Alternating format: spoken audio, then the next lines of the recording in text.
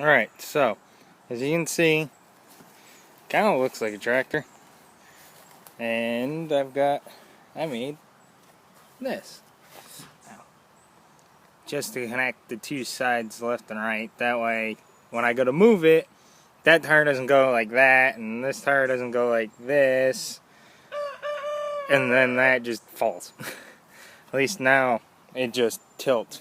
And then, if you notice, I cut it off. So, that means I have some clearance. Get the camera to work. But I was thinking about cutting this off or moving it or something. Just to reposition it. Because it's kind of in a bad spot. And then, if you notice, my steering arm is up like that. Because, if you look, it'll hit that. So, I went to my other frame and pulled out the steering arm out of that one.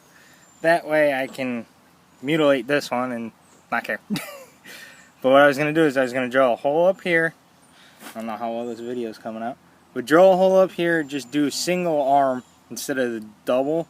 And then I was going to cut it.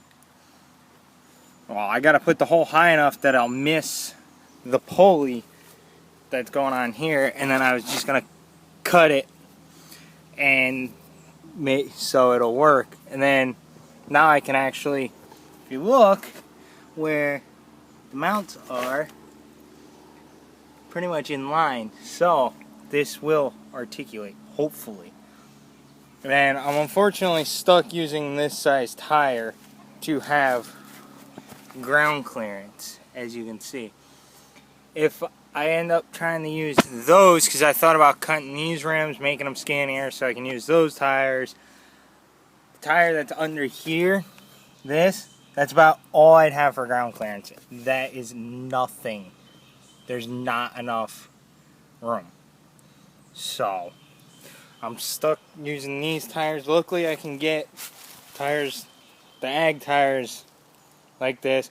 I'm going to see if I can get skinnier ones, because, kind of show you, they stick out a little ways, and it looks weird having wide tires in the front and skinny tires in the back.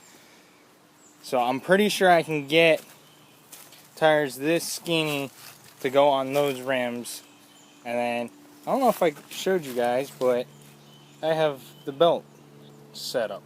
This is actually the pulley off that transaxle, because I don't know where the pulley went for this, because I had a smaller pulley. Actually, I think it was a 2-inch or 3-inch. It's actually on the bulldozer. That's the size that I needed for the bulldozer. I think they're 3-inch. Because I had this as my wheeling tractor, because the steering was stiff, and I don't like floppy steering on wheeling tractor. It's really sketchy. So that's why this one was done that way. But now it's becoming my utility tractor, obviously. So I just got to make up the mount for this and finish. Well, I'd like to, if you look, this arm right here is part of the pivot. I'd like to fix it so it's actually straight up and down, but I don't want to cut it because it's actually welded in, and if you notice, the steering mounts to it. So I really don't want to mess with it. Yes, I have another frame, which I'll show you in a few minutes, that I can still, I can do this with, but it's like I said, I really don't want to mess with this one. But I might have to.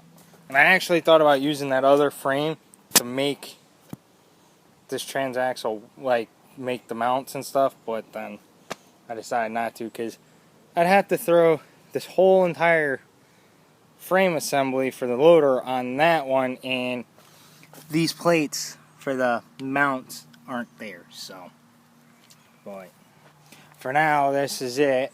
I'll walk over and show you guys the other frame that you can't really see because it's overgrown, but show you that one real quick, show you what I got left that I can steal stuff from. So, alright, give me a second. Okay, so like I said, here's the other wheel horse frame. Fortunately, I don't have the transaxle anymore. It was a complete rolling chassis when I got it. All I had to do was throw a motor on it, and I could have drove it. But I took it apart, because I was going to try and turn it into a miniature bulldozer before I bought mine. But you can see, like I said, I unbolted the steering.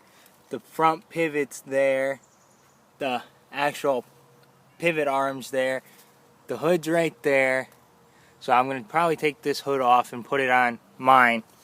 And then the seat, it's off a Ford, but oh well.